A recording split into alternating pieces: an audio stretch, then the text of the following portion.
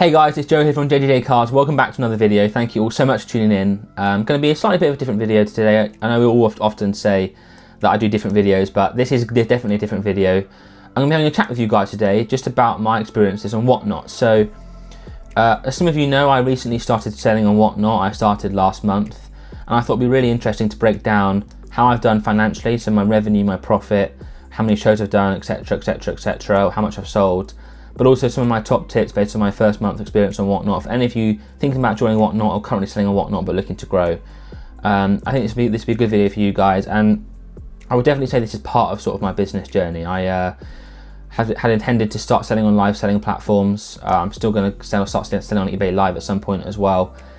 But yeah, this has been a big part of my sort of business plan for this first year since quitting my job. And yeah, it's been a good first month, and I thought I'd talk to you about how it's gone. So before we get into the numbers, I'll save that to the end because everyone wants to know the numbers. I'm just going to talk about some of my top tips / learnings from my first month on Whatnot. So I did my first stream on the 12th of June. 12th of June I did my first stream. It's now the 7th of July. It's a Monday. So just under a month in Whatnot. I've done 7 shows now. Sold about 876 things. Well, not about. I have sold 876. Well, I've completed 876 orders in that month across those 7 shows. So I'll go into the numbers later, but yeah, I've learned a fair bit having sold on there for a month now, and I thought I'd talk to you guys about them. So the first thing I want to mention is quality, not quantity. I think there are lots of sellers on Whatnot that do a very good job of selling in high quantity, and that market, in my opinion, is sort of already fairly cornered because you've got a couple of big businesses that do a lot of the cheaper autos, where you can pick up, you know, good priced numbers for £1 or £2, or good priced autos for £3 or £4. So when I joined the platform, it wasn't really my intention to sort of compete with those guys. I wanted to focus more on selling some higher quality stuff. That's not to say that there's not a lot of high quality stuff on Whatnot already, there is. But I wanted to make that my main focus. So I've been very much focusing on higher end autos, legends, obviously big names, big players, some short print cards, low numbered parallels, even some like more like pre-modern stuff as well. So just some rarer / more expensive bits. And I've mentioned before about how much effort I put into my flick throughs. Well, I've kind of just applied that same mentality to Whatnot. So everything you sort of see on my flick throughs at shows is the same stuff I sell on Whatnot. It's not like cheap, high numbered stuff for the most part. Obviously I do sell some of those, especially when it's a good player or a good team. But I'm mainly focused on sort of like within the singles market, the cheap singles market, the higher end of that, so £10 and above, sometimes even £20 and above as well. And I know a few sellers on Whatnot will save all their good stuff to the end. I have been doing that, but I also drop in bangers in the middle of streams. So I'll drop in a £40 card at a £1 start in the middle of streams. So I've really been focusing on quality, not quantity, and I think being able to get that message across and having the YouTube and that sort of platform to do that has really helped me in terms of getting that message across, and people will want to come to my shows because they want to see some of that high-end stuff and fill out their collections with some nicer autos, some lower numbered cards.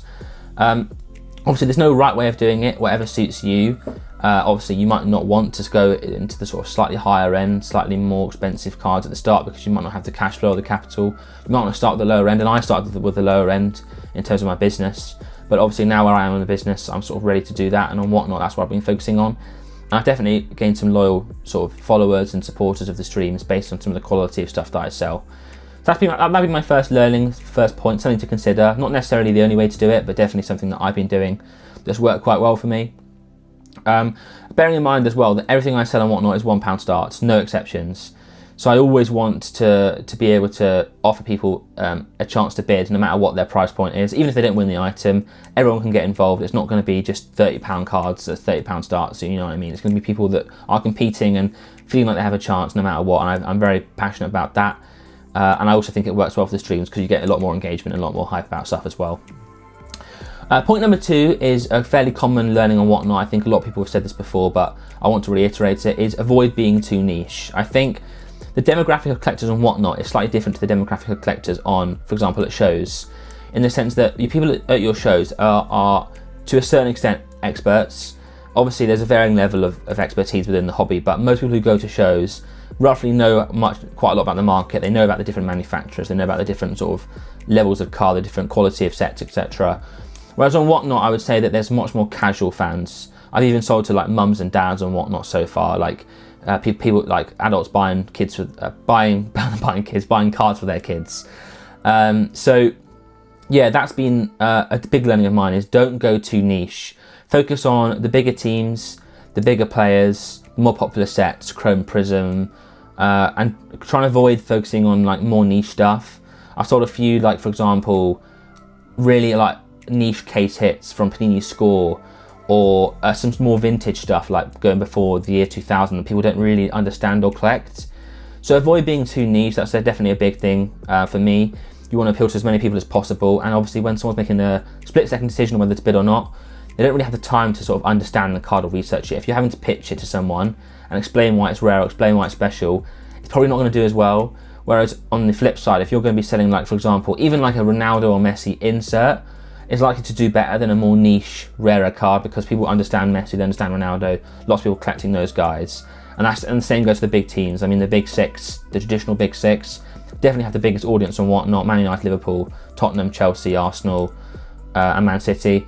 Definitely Man City at the bottom, and then Man United and Liverpool and Arsenal at the top. But actually, and Chelsea, to be fair, those are the top four.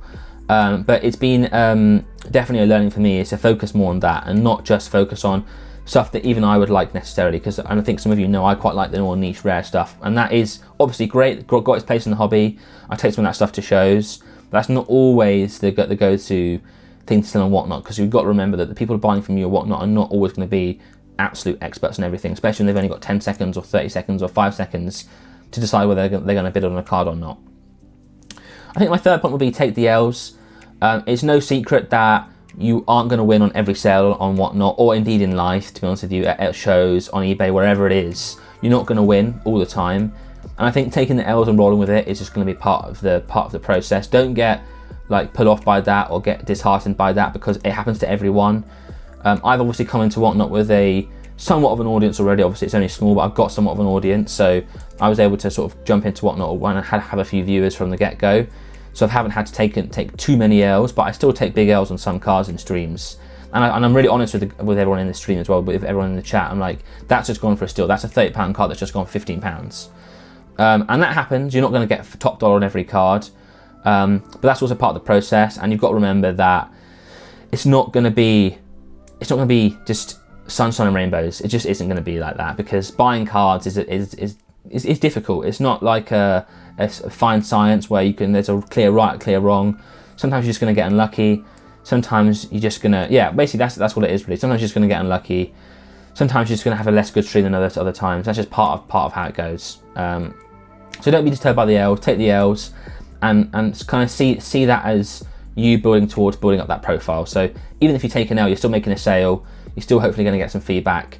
You might get a follower as well. So you build up that profile and whatnot, and then as you build up that profile, you get more viewers and hopefully grow. And that's definitely something I found is sort of, building up that profile, building up that platform has been very, very like eye-opening in a way, because I realised actually that so many people I haven't really connected with are on whatnot. So I've got my Instagram account where I post every now and then. I've got my YouTube account where you're watching this now, where I post videos. But not everyone has watched those, of course they haven't. And there's a whole other audience out there of more casual fans that aren't hardcore fans that would watch every YouTube video or watch every Instagram reel, but they do enjoy cards, and I've been able to connect with that audience out there and whatnot, and that's been great.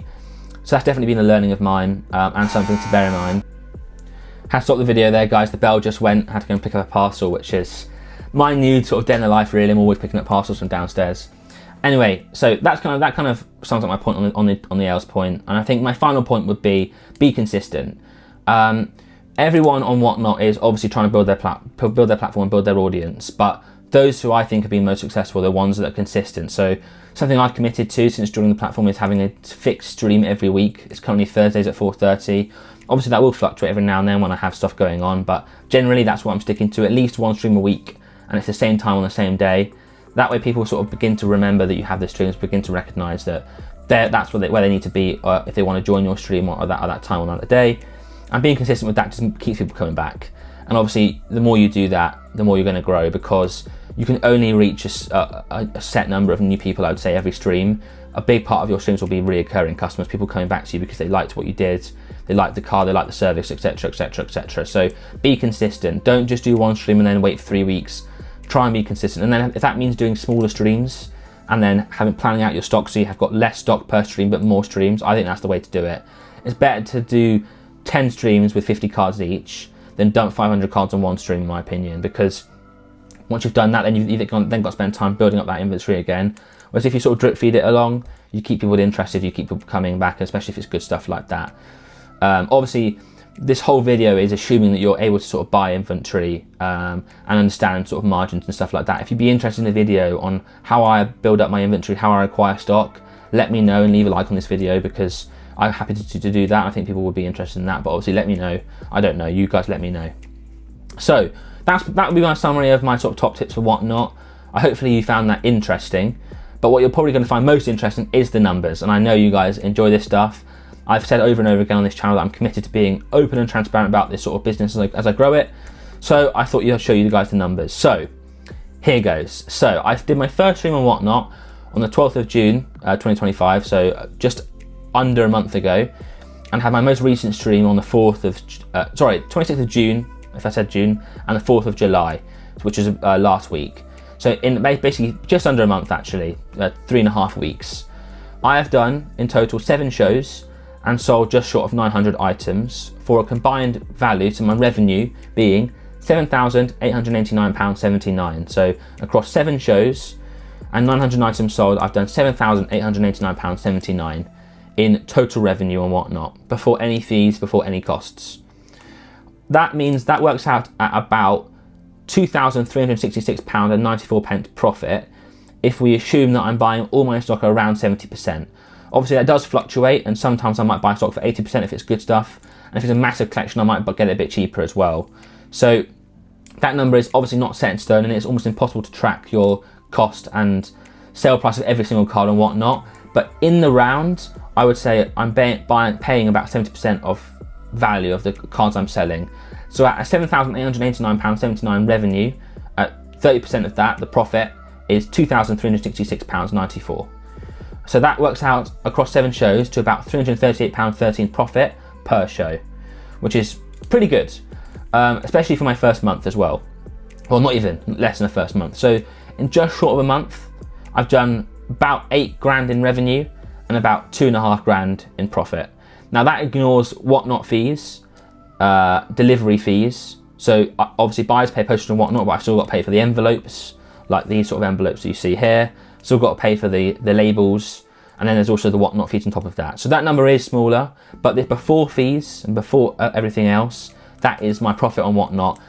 That's my gross margin basically. That's not my net profit, because obviously I've got packaging materials and labels and transport costs, I guess, as well, and things like that. But my gross margin, so just the cost of stock minus the revenue, is about 30% if we base that off of what I buy my stock at, and that's around 2.5 grand. So in a month on Whatnot, just less than a month on Whatnot, across 7 shows, I've done 2.5 grand in profit before fees and other costs as well. So pretty good, and I'm pretty happy with that. I think the ambition now, as I grow my business, is to obviously make that bigger. But for now, I can be really pleased with how I've done. And if you've joined my Whatnot streams, I really, really appreciate you doing so. And if you've supported them, obviously that means the world. So thank you so much to anyone who's done that. I really, really, really appreciate that. Linked in the description down below is my link to my profile, and also a link to sign up. And if you sign up using my link down below, you'll get £10 off. Or you'll get £10 towards your first order on Whatnot, which is pretty cool. So yeah, that's my summary really. Those are my tips, and that's also my my figures for the first month. I'm going to be looking to ramp up that over time. Obviously, I say I do 1 show a week, but I've done 7 shows in the last month. So I've done 3 pop-up shows as well as my regular weekly shows.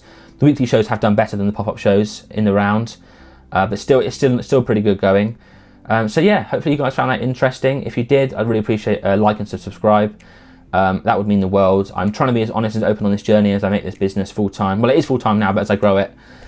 So I want to be as honest and sort of open about that as possible. So if you did enjoy this video, I'd really, really appreciate a thumbs up, a like, a subscription if you haven't already. Lots of you who watch my videos aren't subscribed, and if you're one of those people, what are you doing? Subscribe.